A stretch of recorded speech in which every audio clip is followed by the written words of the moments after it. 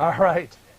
Sorry we're running a little bit behind, a few technicalities here, but this is Eric Swanson, and I have with me tonight James Roberts, and we're with Mojave River Valley News. And tonight we want to touch on a few topics. We want to catch you up with what is going on with some of the local races here. Some of them are still tight, and people are not understanding, going, why is this taking so long? Well, it's kind of no different that's happening nationwide, I think.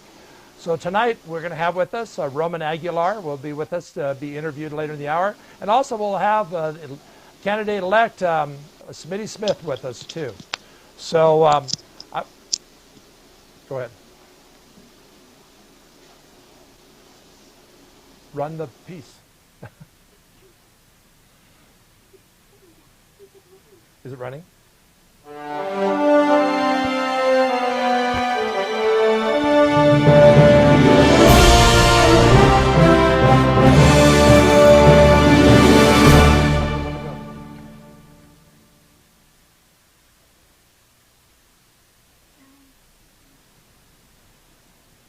All right, so we'll be back here in just a few moments here just to go over some of the scores here. And I got James Roberts with us, and we'll go ahead and go from there.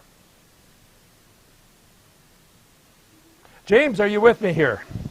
I am with you. Good evening. Okay. So, James, what are you thinking about some of this movement on some of these election numbers? Yeah, on a local level, they're really fascinating. You know, we have Roman on the call. He's the top go-getter as it pertains to Parks and Rec in the city of Hesperia. I was a little shocked as it pertained to Victorville. The numbers that Blanca got, she was extremely strong, you know, coming in. Was she in first or second right now, Eric? She was in first to start, and then I think it was Thursday's numbers. It actually flipped, and then it was Becerra that moved above her. Ah, Becerra. You know what? And remember when we interviewed her, she had a lot of experience. She was one of the top getters. She was really good. Exactly. Excuse me. And it I think one of the things that I kind of saw in the mix of this was that I think a lot of folks out there are having questions. They don't understand the numbers. So what the Register of Voters office does in the first 24 hours, they do updates about every 2 hours. And then after that, they do them once a day at 4 o'clock in the afternoon. So that's why we're seeing these numbers change, because I think a lot of folks out there, James, are not quite understanding. It says, well, how are these people catching up or getting behind? Isn't the election over with? No, well, it's the mail-in ballots, you know, they're coming in. If I'm correct, a lot of the in-person ballots were already counted, so now it's the absentee and military, et cetera, right? And I think also what gets confusing for folks out there is that they don't understand it. They say, well, look, 100% of the precincts are in. Well, that just means that 100% of the precincts have turned in their ballots. It doesn't mean they have counted them yet. Now, there's a number that I can't swear by that it was correct. It was a number that was given to us. Is either Thursday or Friday that San Bernardino County still had 350,000 ballots to count. So we will see some changes. And then once they get through all this, then they'll go into the provisionals. So I just wanted to also go to the back, because you were mentioning the Victorville candidate race. What is interesting is watching the third place, James. That was Leslie Irving. Am I correct on that one? That's correct, because slowly the gap between her and Ryan is narrowing. So, oh, really? I had not looked at that number. So Ryan is creeping up, huh? So it's kind of interesting when these ballots came through, what the differences. And one of the things that I know that we've seen in the past is this thing called trending. So what happens is you have, you'll see a candidate will trend a certain direction. I want to real quick, James, jump on to, well, you know what? Let's talk about your race. Because your race is very interesting, too, because what I saw when I did the math on yours, I have it right here, is you are narrowing, too.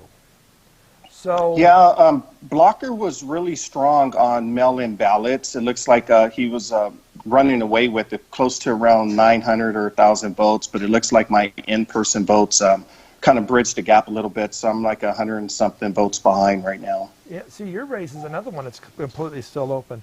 The other one I wanted to touch on here, real quick, that's a close one, is the one with Mark Dundon and Larry Bird. Larry Bird.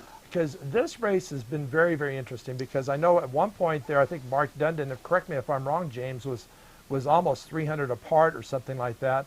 And then it got down to 150 or round numbers.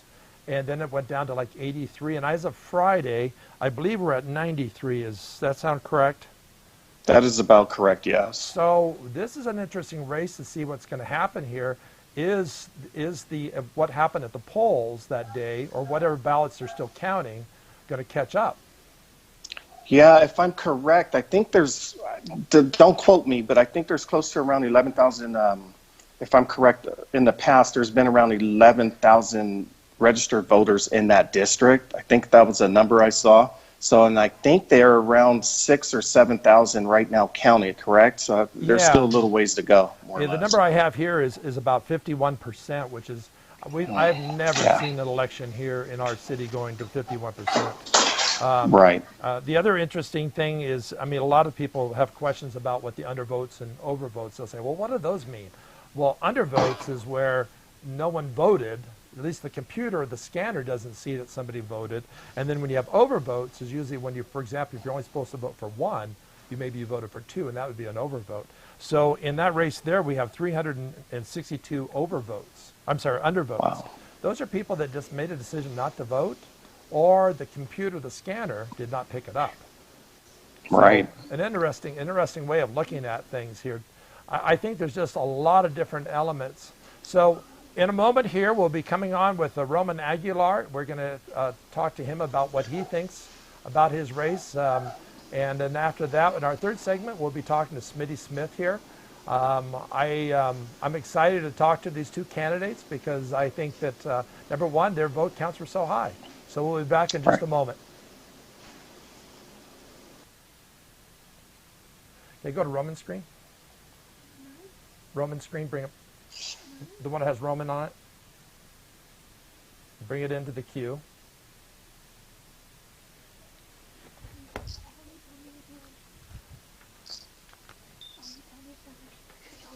This is Roman's screen here.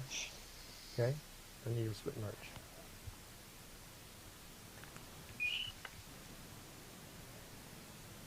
Okay, go ahead and merge it. All right, Roman, are you with us? Yeah, I'm here. So tonight we've been trying to do something new here to try to do this virtually, and it's a little bit of a challenge tonight. You're running through Skype and different things. James, you're still with us on this? Yes, I am. Good evening, Roman. Hey, good evening. So, Roman, what do you think about this? I mean, before you were appointed, now you're a real elected official. It's hard to believe.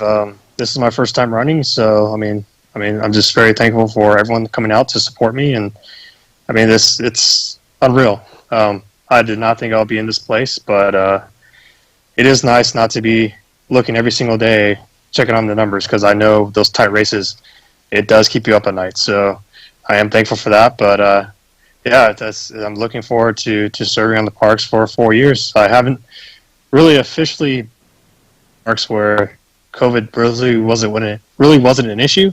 So I'm kind of looking forward to when this whole COVID is going away, especially with all the different events that we have with like Aspera Days and whatnot. So what did I mean when you? I always kind of go back to what with myself and Rebecca and different people I've known that when you find out you've won, that feeling inside you kind of, to me it was always like, did I really just win this? It's an unreal feeling. I mean, it's definitely a humbling experience to go through it all because everyone that runs definitely works hard and puts their life out there, and it is really a reward to be able to see those numbers and to know that, hey, all that hard work did pay off, and it is a huge time commitment. I mean, to do all those signs and constantly every day chatting with people and just making sure that your name is out there. I mean, it's definitely rewarding to see that hard work pay off. James, and you're talking about about signs, Roman. I'm sorry to cover you, Eric. Did you lose any signs? No problem. Did you lose any signs this election due to vandalism or anything? I did. First, I had graffiti over there on Juniper and close to Juniper Elementary School, and we covered that up, but literally a couple days later, the whole sign just disappeared.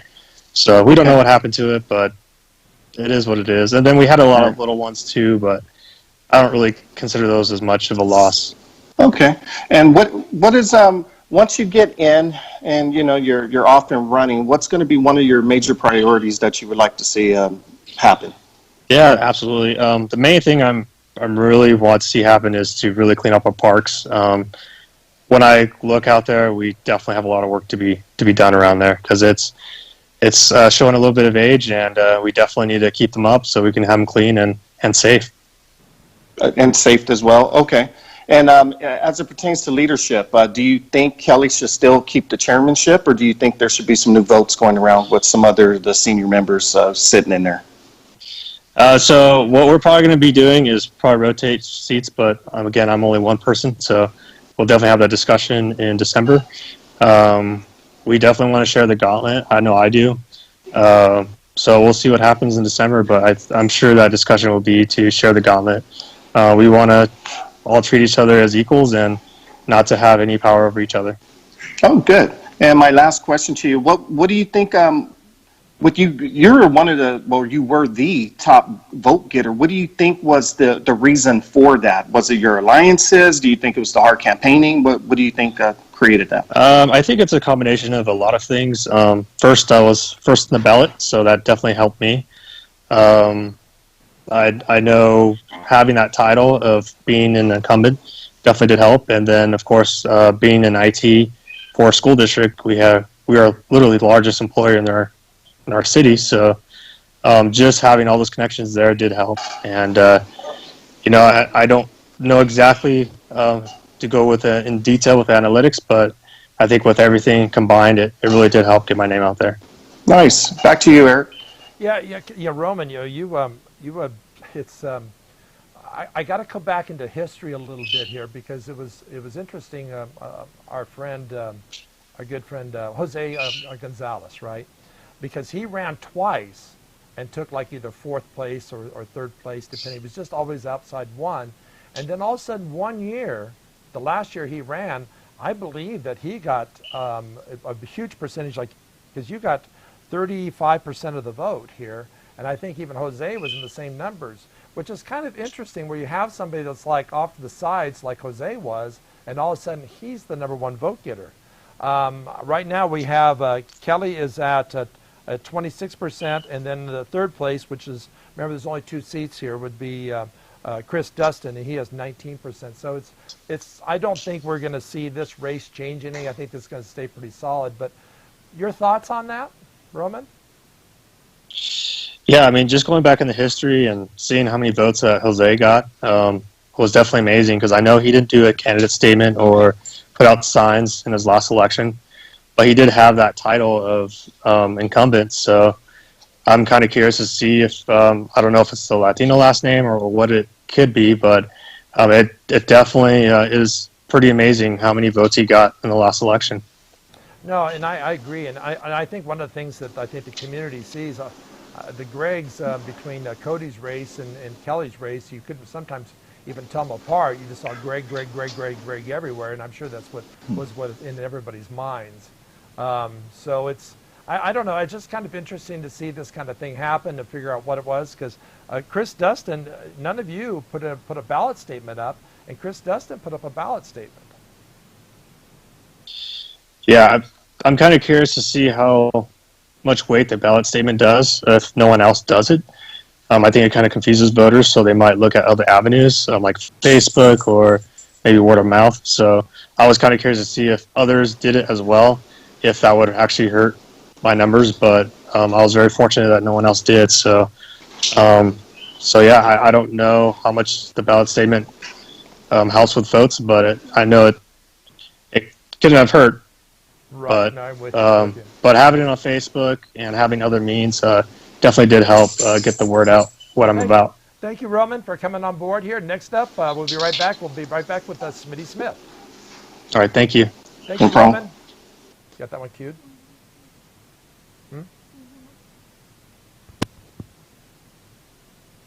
We ready cued? Can you guys hear me, James Roberts? You got it cued? Eric? Eric, can anybody hear me? Oh, you're right. But mine's okay. Good. All right. All right. One of the things about live is when you're trying to put this together, sometimes it's with pieces. Well, anyway, Smitty Smith, are you with us tonight? Yeah, can you hear me? Smitty, can you hear us? I can hear you, but you Smitty? can't hear me. Smitty? I can hear you and see you. Negative. I do not hear No, I Smitty. do not hear Smitty. Yeah.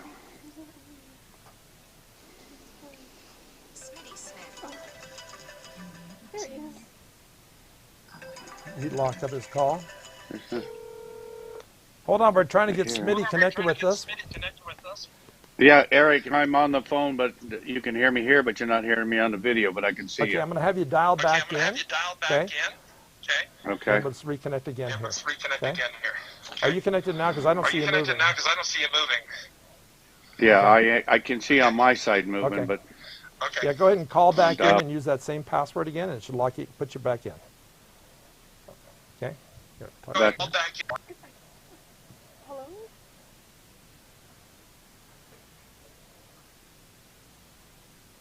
Oh, hi. It's Julia.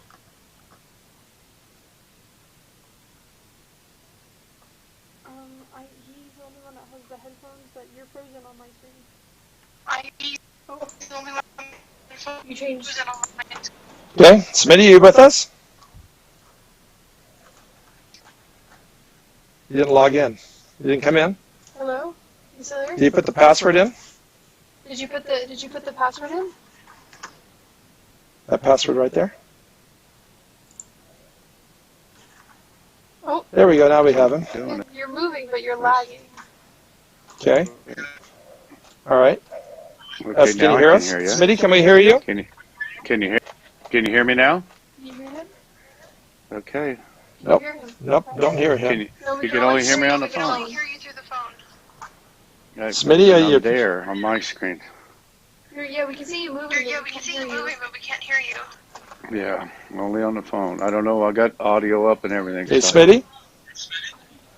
Yeah. We're All right. there, but we're So not what we're going to there. do is we're going to go tell Smitty we'll have to... He's saying he hears him. Yeah? He hears him, but you can't hear him. Oh, we can't hear him. You can hear him through the feed? Okay.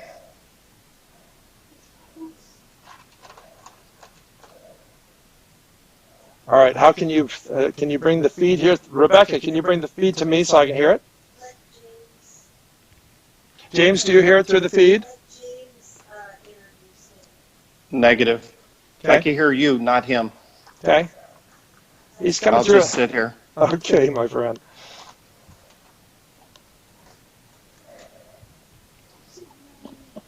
Okay, this is it. It's no lag. Smitty, you there? No lag. Smitty, can you hear me? Smitty? I can hear you, but you can't hear me. I'm frozen on I'll do the that phone. screen. What's this phone for? It's mine. Because it's funny. It's the YouTube. Okay, can you put me in that instead? He hung up on me. Okay, put it on there. I just, Put it on yeah. here. I hung Okay. up. I, All right, I think can we have a hear you. bandwidth issue. I can hear you. Smitty, can you hear me now? I can hear you, yes. I can hear you. Can you hear me? I can hear you, but you can't hear me. Yes.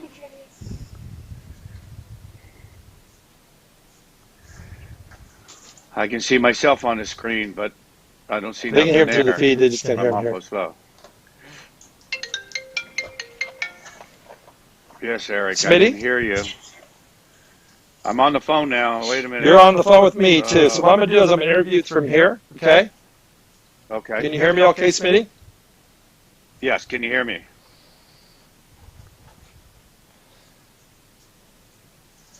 Smitty, can you hear me? Speaker. Can you hear me on the speaker? Yes, I can. I can hear you. So I'll just go ahead and interview you from here if that's okay. And I think we have some kind of a bandwidth issue. So,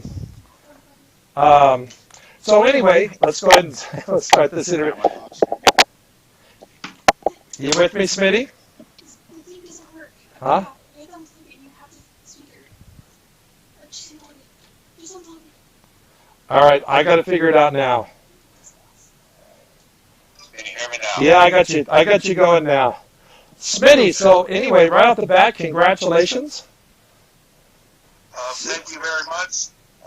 We're still still in the lead by about 10,000 votes. But on last night, we keep trending up, so it's a good news. I don't think. I think that it's. I think between you and Rick, I think it's tough to see it trending any different way here for you guys. But you came through real strong in the primary, Smitty. Yes, I did come up on top vote getter in March too. So it's pretty exciting. So tell me what's happened since the election night, of what's happening with your life has been like. I'm sure that everybody's trying to connect with you and try to say, hey, remember me? Let's see, after the election Tuesday night, of course everybody had a late night. I flew to Sacramento Wednesday morning for a caucus meeting, lunch and a dinner. And then Thursday morning, all the newly electeds met in Sacramento. Right. Had a good little meeting. Met the Speaker of the House and, of course, Marie Waldron, the Republican leader, and then all the newly electeds. And then I fly back up on the 16th 17th for training. Well, you know what? You and I talked when you first told me that you were running. I had to come back and I told you, oh my gosh, are you nuts here? You were retired. You were having to, but one of the things that you told me was you felt there was a job to do, and I understood that. And when you're called upon, I figured I would rise up and say yes. Especially, a lot of the other locals were not running for office, so I said we can't just let it go away. So let's keep it red. Yeah, and it was an interesting challenge because Jay Obermolte's race, of course, I know the Democrats put a lot of money into trying to knock off a Republican, and they're doing the same thing in Scott Wilkes' race, and right now both of them are ahead. It looks like Jay is getting very, very comfortable in his position. Scott looks like he can be comfortable, but he's really right on that edge. But you know what? Between you and Rick in the beginning, you guys sucked up all the votes. The March primary. Right. We out of 7 candidates, so we did pretty well. So we're still a pretty conservative area. Exactly. Now, have you had a chance to speak with Rick, or? He has not called me yet. Okay. All right. So the election isn't really finalized anyway at this point here. But I just, like I said, it's trending this way, and I've been following elections for many, many years, and it's just. I don't think there's any question what we're going to see here is going to change by very, very much. So it's Julia, the counter. So I think that now, what is your feelings, your plans, and when you finally get sworn in, Smitty, what do you feel you want to do first up there for? I guess you connecting with people or whatever. Well, it's all about relationships for one thing. And I've already got through the primary and going now. There's a couple of constituents would like me to run some legislation for them. Yes. And Jay has some leftover bills that he wasn't able to get through this year with the COVID situation that I'll look through and probably take those forward too. Right. I think that's a wonderful idea. I'm glad you guys are speaking on that because you don't even know what you're working with. It's. Is it something that is, for what he was doing, do we have continuity between the two of you? And I'm glad to hear that.